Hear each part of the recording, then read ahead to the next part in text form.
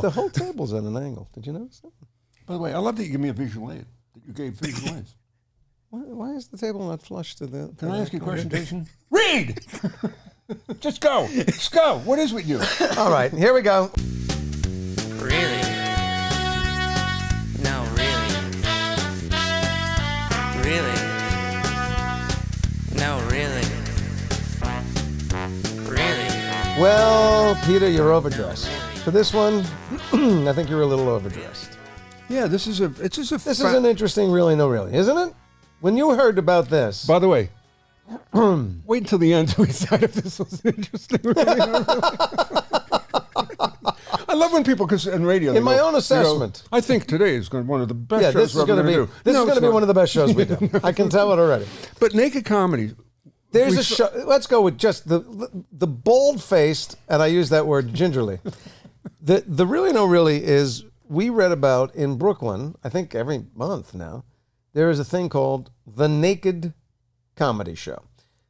3 words I didn't know could go together in the same sentence, and it's become quite a successful venture. We were talking to say, and it's naked comedian. People get up, they're comedians, that's what they do for a living. They get up naked. But they decide to do it El Buffo, and it's become all the rage. And we heard about this and went, really no really, yeah. And we started thinking, are we going to hear Dave Chappelle one night, Madison Square Garden, in the round, in the nude? I mean, is this the trend that we're going to?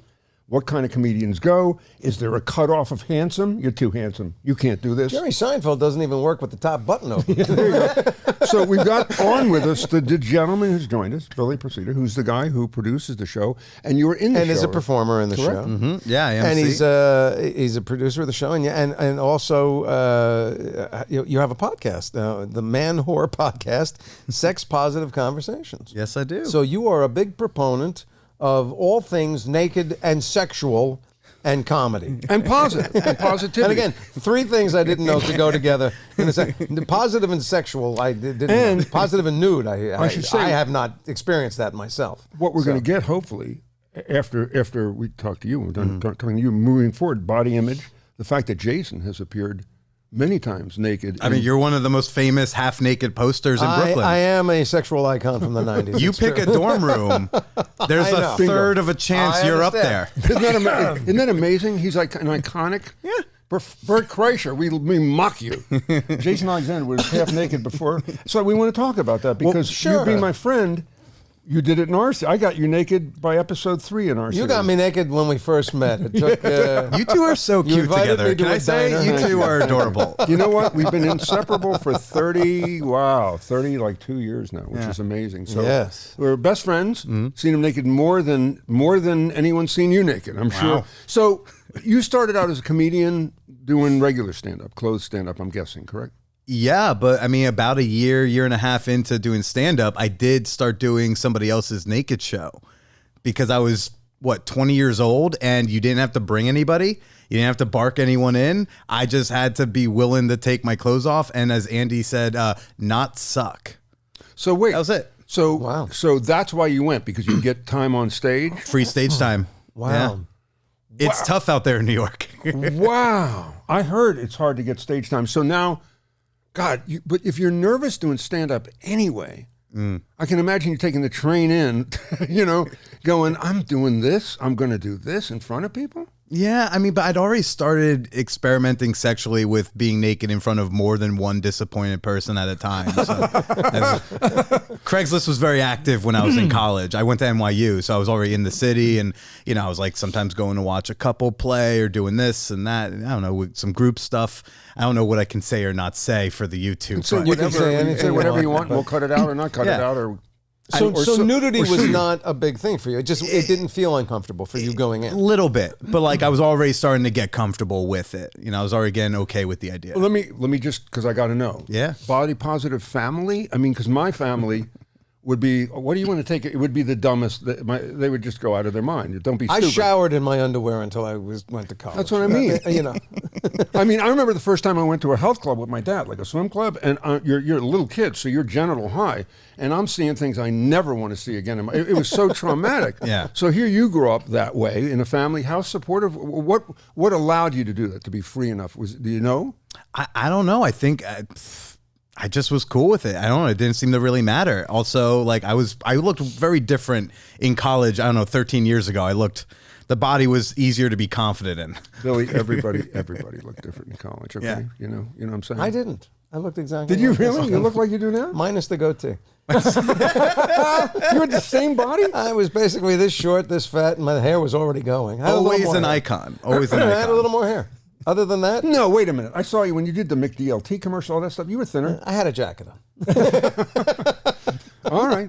So, Billy, you take the train, you got clean underwear, you get there, you disrobe.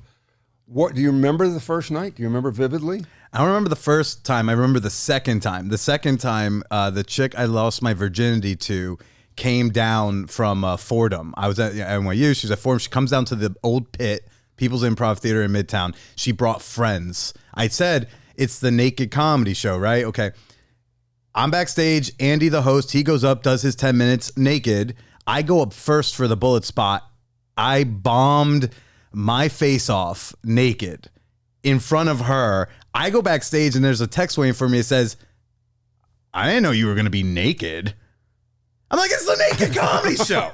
She's like, I thought you meant it was going to be like a raw. funny name, and you know. Yeah, she's like, I thought it was going to be raw and uncensored. And I'm like, well, I don't even know if I register a presence. I'm bombing that badly. Like I do my opener, which is supposed to be strong, but I'm 20. None of my jokes are strong, right? And I do that, nothing. Second joke, nothing. Third joke, maybe a giggle. And I'm like, this is a very long 5 minutes. Jeez. Now, was any of that material in that sort of debut thing? Yeah. Was any of it referential to being naked, or was it your act, but I have my clothes off? Yeah, I didn't have jokes written for Naked Comedy, but Right. and there's a lot of, these like alternative comedy shows. They present moments of tension you can play with if you want. Sure. So when you're doing a joke naked, it just gives you a new opportunity to say something different or different tag, or like, I never realized I stand on stage with one leg bow-legged until I started doing Naked Comedy, because I was like, oh my God, I'm presenting to you. It's just those little moments you realize. And the audience, it is so fascinating to me. I would be intimidated to come as the audience, to tell you the truth, because I don't like seeing naked people around other people. Watching you naked with other people would be embarrassing to me rather than just seeing you naked. What's the audience like? Are they a regular comedy audience, or there's value added? Yeah. Because they've come for some prurient interest. There's a shock Prurient value. interest. Well, because it's like, What are you, a law from the 50s? Throwing in prurient interest? Who are you, Anthony Comstock, man?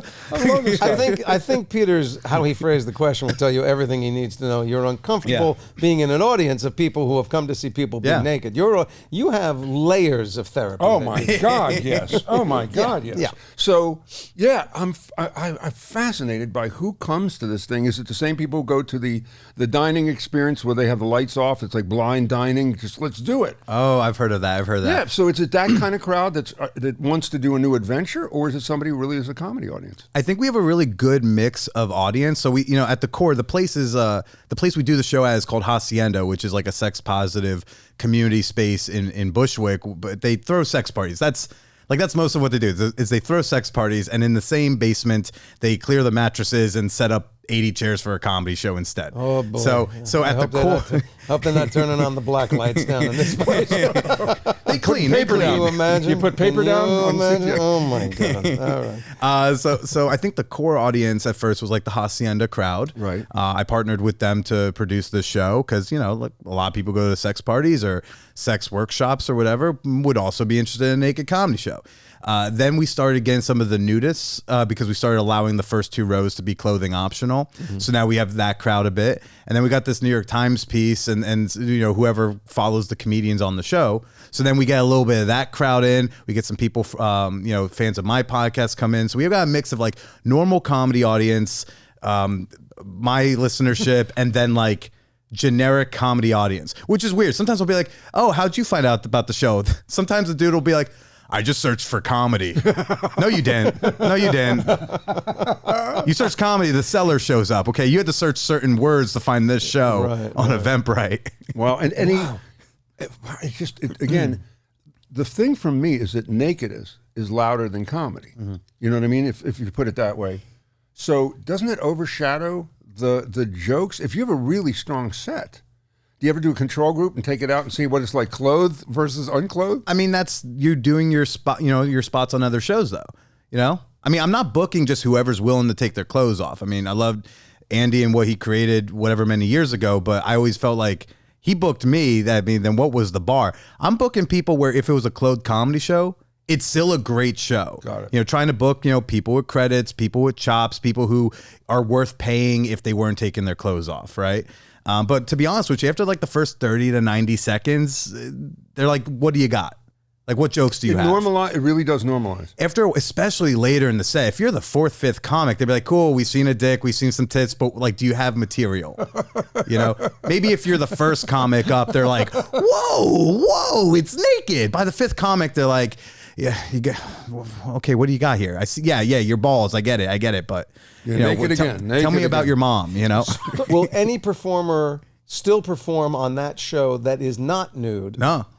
So that's the thing. The performer must be nude. The performer has to be naked. It doesn't matter that you have clothing optional in the Honestly, audience. the first two shows we did, it was there was no nudity allowed in the audience, and every show, and we got these sold out packed crowds, and afterwards people come up to me like, "This is great, this is awesome, we want to come back," but then they're also like, do you think we could get naked next time too? And when enough you say people sold out packed, are we talking like Madison Square Garden numbers, or are we talking about 60 people? I mean, look, in the borough of Brooklyn, Yes. a 75 seated show outside of something at Barclay or whatever. I mean, that's probably one of the biggest. That's a big venue. Okay. One night a month, an orgy basement in Bushwick is the biggest comedy club in Brooklyn. Really? No, really. I promise you. So there are two proper comedy clubs. I believe it. There's like 2 or 3 comedy clubs, and none of them can seat 80. I think Eastville maybe can seat that many, but I don't think they're packing that in on any given Friday, Saturday night. So once a month, we're probably the biggest show in Brooklyn. Is there food? No. Thank God. No, at the sex parties there's food, but not for ours. No, yeah. And is there cater and there's an undressing cater room? a sex party. It's got the word party in it. I mean, who would throw a party without food? The chef at the orgies had won an episode of Chopped. Are you serious? They get legit food going for that. There's a whole world we don't know about. There's a whole world. underbelly What of are we stuff that's doing? out there. We're sitting here like two idiots doing the Naked Podcast starting Tuesday. And you'll feel much Let more me tell you, I don't know what kind of viewership we got, but it's about to go down. It would be gone. Wow. So are you at the point now, how long have you been doing it? The Naked Show? It'll be next September. September is our anniversary show, so 1 year. So do you feel totally comfortable going to the club, going to the undressing room, taking off your clothes, coming out and just doing your thing? It doesn't even faze you anymore? I've been naked in that basement for like 9 years. Just doing it on stage is definitely the newer thing for that basement. But again, I'm comfortable doing naked comedy. The thing I was more uncomfortable about is like, I normally didn't MC. For as long as I've been doing stand-up, no one was ever like, yeah, have Procida host. So I literally learned how to host stand-up comedy this year naked. Like, that's the only way I know how to MC, but like, I can MC naked. If you have a gig and you need a host, if I can take my pants off, I'll do a great job. Really? Otherwise, I'm not too sure. Well, let me ask you about that. So you're here in LA. If I sent you over to the Comedy Store tonight, objectively, I mean, I know it's hard to be objective about this, but would your stuff be just as effective there? As absolutely. Yeah, I meant like specifically MCing because that's such a specific It is craft. a very but doing specific. doing normal stand up, I'm confident in that. I've been doing that a while.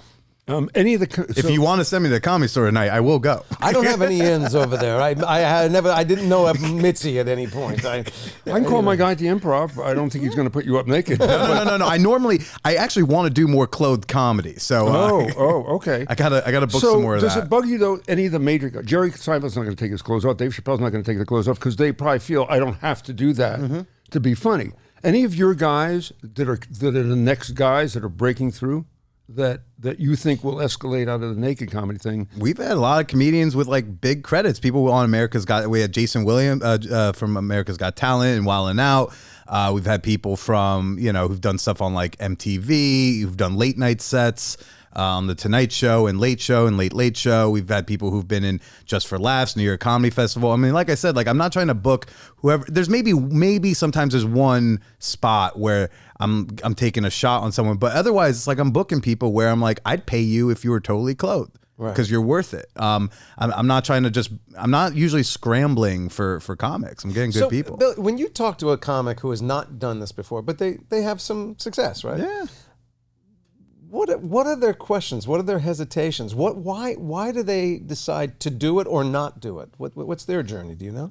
I know some people have told me that they want to do it because of the whole body insecurity thing, and it's a way to tackle it and like tackle it head on and come at it and see that, oh, like my body, it's valid, and oh, it's not that scary to expose myself to some people. Frankly, I mean, the people who've been most self-conscious when they turn me down because of the body stuff usually got like thinner, fitter bodies than me. I think a lot of the dudes, a lot of the cis men who do it, like they're definitely worried about the whole dick size thing, but also like, I don't know, grow up. It's fine. No one really cares.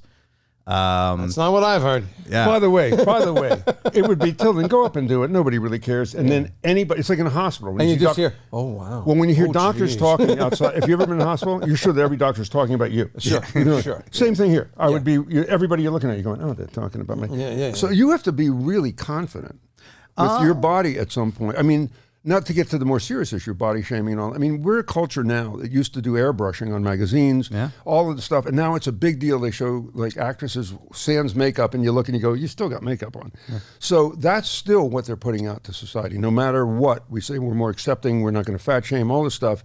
However, body consciousness is still a major deal to get over. I don't know how Jason does what he did.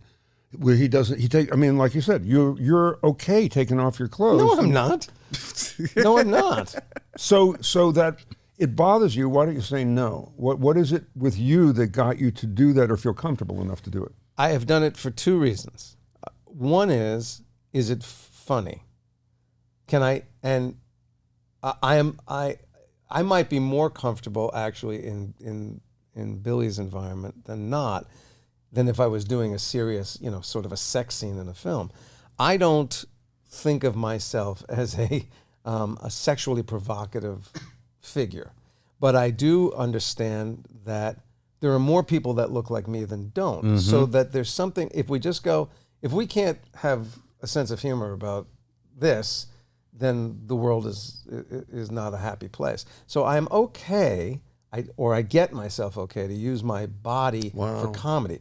There was one film I did called Love, Valor, Compassion, where I did a more serious nudity, but in that one I was able to get behind why the character was making that choice, and it felt very. I didn't have a sense of, oh, Jason's naked now. I had a sense of. But when you actually did it, how did it feel when you like literally were doing that in front of the crew and the cast? Not great.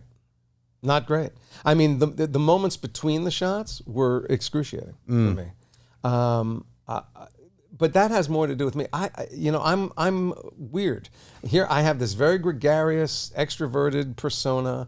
I'm in the public eye. I'm arguably a celebrity, and I don't feel that most of the time. But that's why I ask, because I know how sensitive you are. I'm much happier being not as visible and not as seen and not as so. It's very uncomfortable. But you do it, and you did it in our series. Yeah. And you were a great sport about it. And watching you do it and getting the laughs was interesting for me because as your friend, it also bothered me a little bit because I thought, wow, he's really got to put himself out there that way. And I'm really self-conscious. I don't like, I have mirror. I'm like a vampire. I have stuff on mirrors in my house. I don't like to see me naked at all. There's nothing appealing to me about seeing me naked. And I wonder, Bill, if this is something for you too. When I was doing those scenes, a part of me was also going, well, if I'm uncomfortable, this is uncomfortable for everybody. It's uncomfortable for the crew too. So I've got to make it okay. Yeah. I've got to make it something that we go, okay, we're all doing our jobs. We're fine. Let's just do this and have fun with it and move on. So part of my attitude, my projected attitude in those occasions, was trying to put everyone else at ease. Comfortable. That's yeah, and I got that. But is that any part of your audience is coming so. specifically for this experience? But do you feel like you've got to even get that audience over the hump a little bit? I mean, I don't even care. I'm like I said, I'm booking a good show, so I know the audience is taken care of. I'm most protective and want to take care of the comics. I want to make sure they're okay, they're comfortable, they're confident to go out there and kick ass. Because like you just described, you're the leader of that mood. So if Jason is out there and confident and fine, then everyone's like, I guess everything's fine. If you're sitting there constantly packing, everyone's either packing for their own reasons or they want to take care of you. So, I try to foster an environment at that show of like, we're all going to have fun. Everything's fine and normal. I just try to create like a safe space for everything going on, which is weird because the green room is technically like a storage room, so it does not look like a safe space. Right.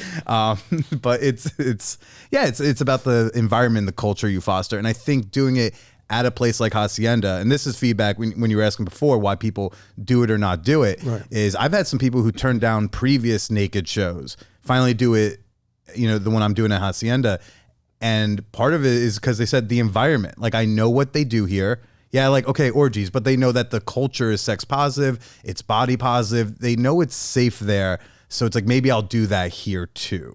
And then like, I've had some people who were really nervous to do it once. And then she's like, yeah, I want to do this all the time. You let me know when you have, I've got a crew of comics where if someone drops out last minute. Yeah, they're ready to step in. Yeah, I was like, hey, who wants the spot? I was going to ask you, do you find that the women have any more of a challenge or do they respond even more? Do they have a different experience than the guys doing it? I don't want to speak for them or anything like that, but I will say this, like, you see, we talk a lot about, like, I think there's a lot of discourse about like stand-up comedy lineups and diversity and lineups and whatnot. And I go like, I always have usually like 2 or 3, women or femmes on the Naked show. So anytime I see like a comedy poster and it's got only dudes and it always has only dudes, I'm like, what's your excuse? Because I'm getting them willing to take their clothes off. You won't even, are you even trying? Yeah. Because I think they can also face a different type of backlash from, say,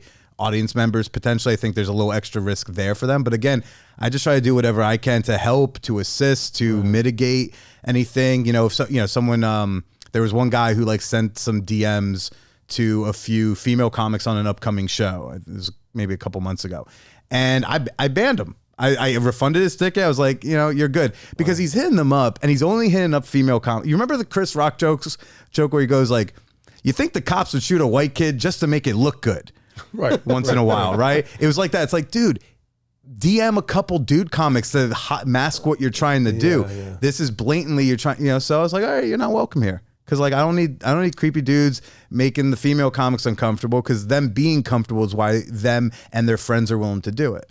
Somebody who's doing a comedy podcast was very big, was giving a new comedian, and he said, you know what, the first 2 years, don't worry about being funny. Just worry about being comfortable. Get comfortable. Then worry about being funny. Is that kind of accurate?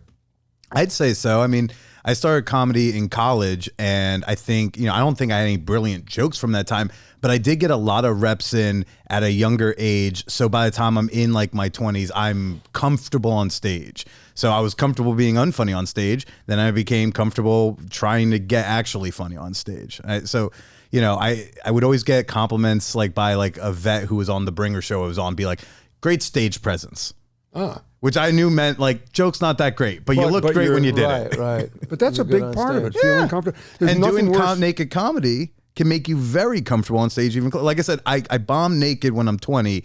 I've bombed since then, and none of them hurt as hard. And so it's like the worst thing that will happen to me on stage. God. Billy, what do you? I mean, I know partially what your answer may be, because as you say, there are established comics that are doing this. But what do you say to a critic who says, you're just doing this, it's a gimmick? You can't. A gimmick that sell tickets at a higher price, sure, but like I said, the acts themselves are strong on their own. Yeah. Like I said, you got people on the Tonight Show, America's Got Talent, all that stuff on Netflix. I think their clothed works speak for themselves. I mean, if they want to challenge how funny I am clothed, that's fair enough. But I like to think my lineups are solid. Yeah, I'm gonna call Jerry and see if he'll do the Naked Comedy. Yeah. What do you think? Think there's any? They've Naked Comedy show in which Brooklyn. He goes for it? Oh my God! You hang up. You won't even get the words out. But you know, I think that also maybe make a note of the date and the time. Last time you talked to Jerry. but you brought up Bert Kreischer earlier, and like after we did the first Naked show, somebody sent me a clip of him on someone else's podcast, and they were talking about the whole no shirt thing, and the host goes, "Would you ever do it naked?" And he goes, "I think they do that in back in New York. Mm-hmm. I would totally do a naked show." And I'm like, "Who's got his email? Yeah, Bert Kreischer. Help me! Wow. Somebody can, yeah, you know." And so, but he wants to come on, and we're trying to get him on because I was curious about and the Jason answer. Are you really comfortable taking? I know that's your shtick, but are you still self-conscious about it when you do it?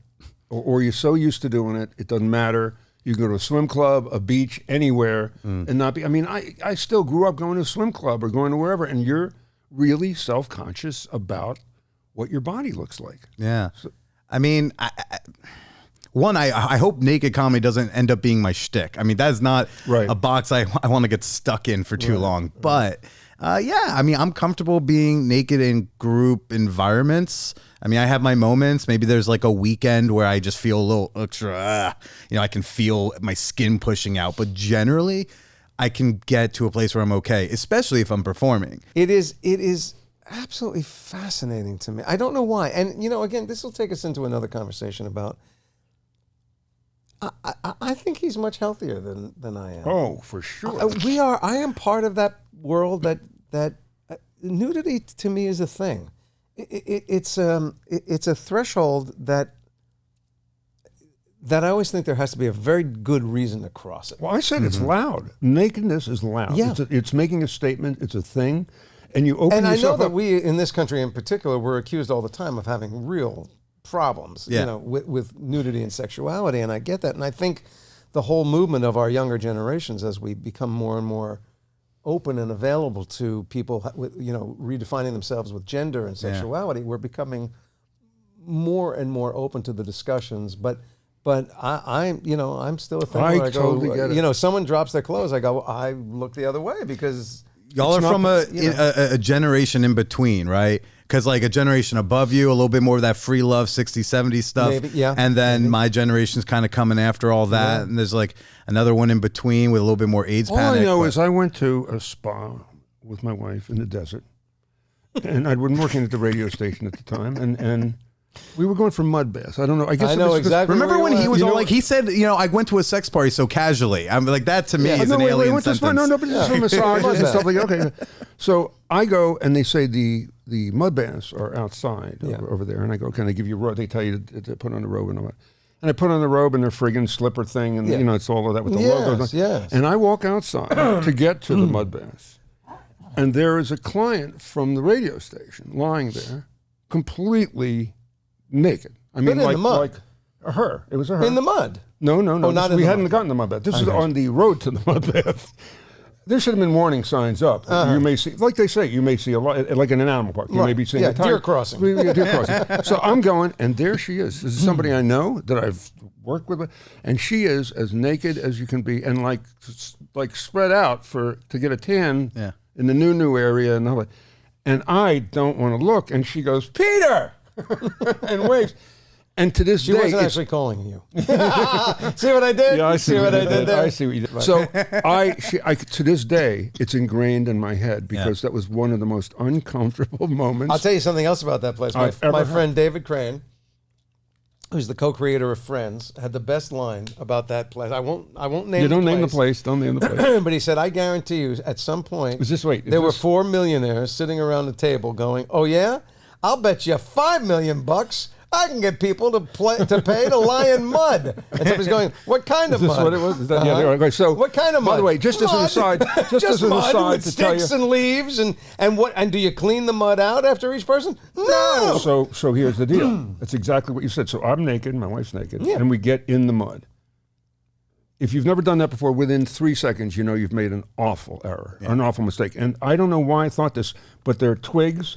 There's all kinds of stuff. It's mud. I know, but here's the image I got. Ready? I don't know why this name came to my head, but I thought, if Dom DeLuise was in here before me, I'm sitting in Dom DeLuise, and I literally. And it's hot mud too. Hot mud. I'm claustrophobic. Right. It's up to my neck, and I got And out. it's heavy much, so they start piling it Dude, on you. I got and out you're of going, I'm mildly asthmatic. I don't know if I can breathe in I this. got out of there. As soon as I got in, I went, help me out. Right. And what they tell you is you might be squirting mud out of places for quite some time. Oh, a week later, I'm going, why is there mud on the floor? Where did that I've either soiled myself or the mud is still Did coming. that come from me or Don DeLuise? Yeah. Where did that come from?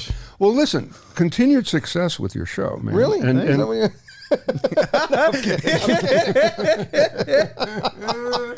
yeah, Jason, we'll Yeah. pull Do the the wrap up. heartfelt moment now. Pull the Go ahead. wrap- Do the one that I always No, do. pull the wrap up out of your ass. Pull the clothes out of it.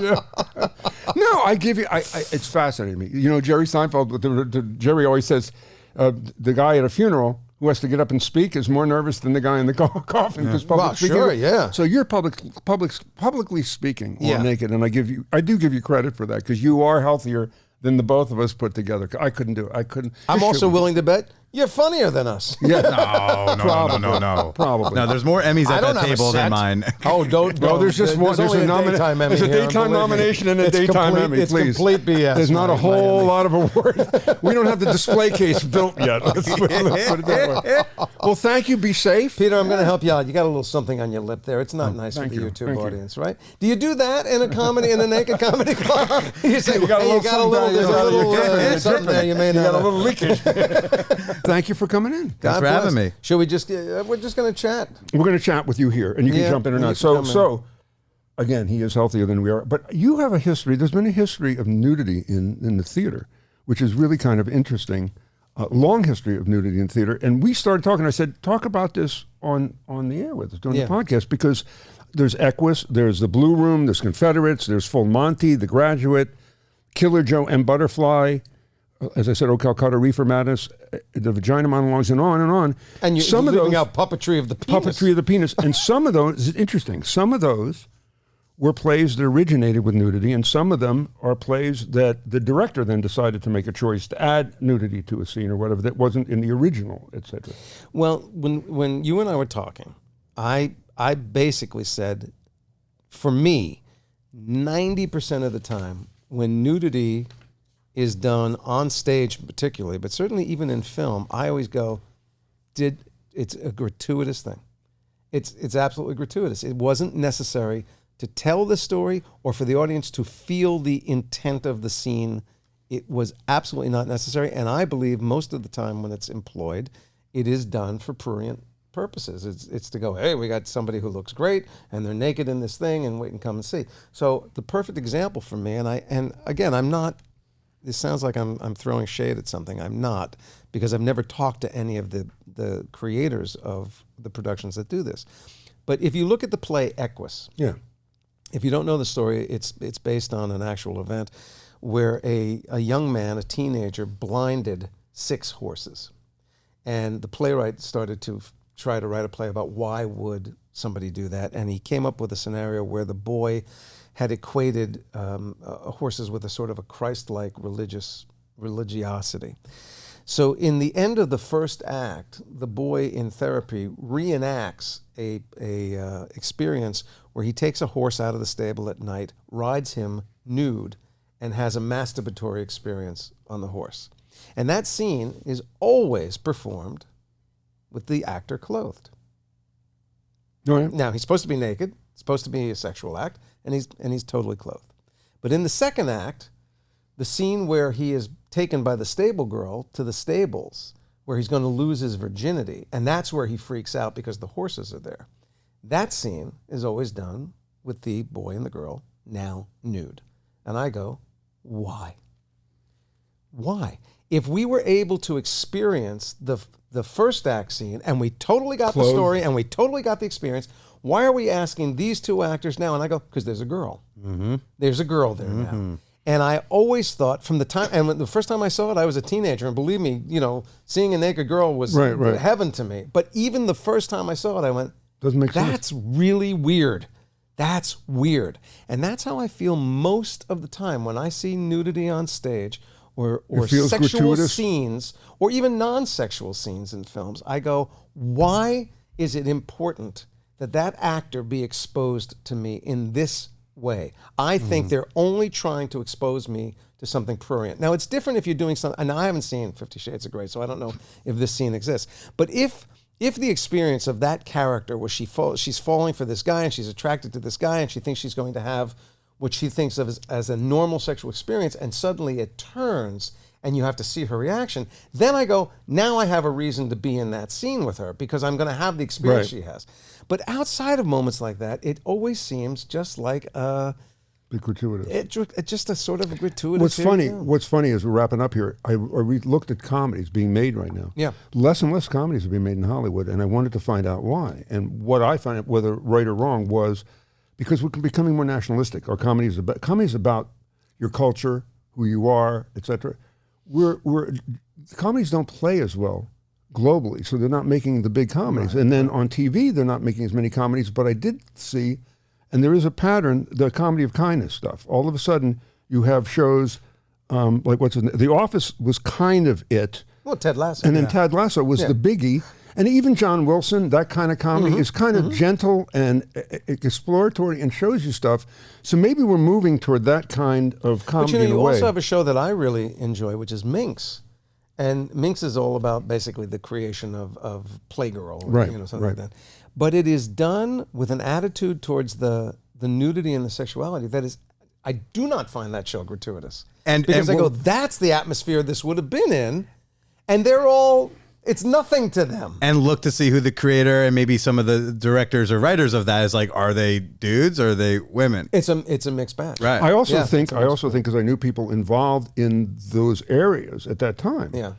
How they treated that was really interesting. They didn't treat it as prurient. It was content. Yeah, they were doing. And then they were also hiring some of the best writers and for the magazines, etc. They wanted to get out, pair it with some really good content. Well, that's the thing. The whole thing about Minx is she's writing serious feminist, and that was true. Pieces. And the guy who plays the photographer is portrayed as a very serious artist. Right. He actually would like to be doing other things, but he's doing what he's a lot of the biggest writers from the 60s and 70s started in the porn with Larry Flint. Yeah, started in that world for a lot of those porn magazines. It's amazing. I basically, what do you think? Next episode, you want to do it naked? Do it. Oh, shut up, Billy. Shut up. Jesus, Billy. Is he still here? Is he still here? I heard podcasting. Thank you. Peter, Billy, all I can do now is sit here and think of what you must look like naked. You've seen me naked. No, where would I have seen you naked? When we've gone to spas and we've gone to spas. Who's looking at you? You can't avoid it. I'm right there. Au contraire. Jason, did that night mean nothing to you? He's threatened. He's threatened by my nudity. Oh, you bet I am. There you go. And it's always me doing this. My health. You know what happens every single time we've ever gone to one of these places? It's you getting changed and me going, I got to find the guy. I forgot my locker number. Every time. Every time. And me going, ask the kid. Find the kid. I'm always thrown off that I had to get naked. And I'm always going, where's my locker number? And you go, I'll meet you at the I'll meet you in the room. Lord. Thank you, everybody. Run away while you can. Yep. As another episode of Really No Really comes to a close, you're probably wondering, what was the first time nudity was seen on the theater stage? Well, before I tell you, let's thank our guest, Billy Procida. You can check him out on Instagram at @BillyIsProcida. On X and TikTok, he is @TheBillyProcida. If you have a Really No Really, let us know online at reallynoreally.com. We're also on Instagram, YouTube, TikTok, and Threads at Really No Really Podcast.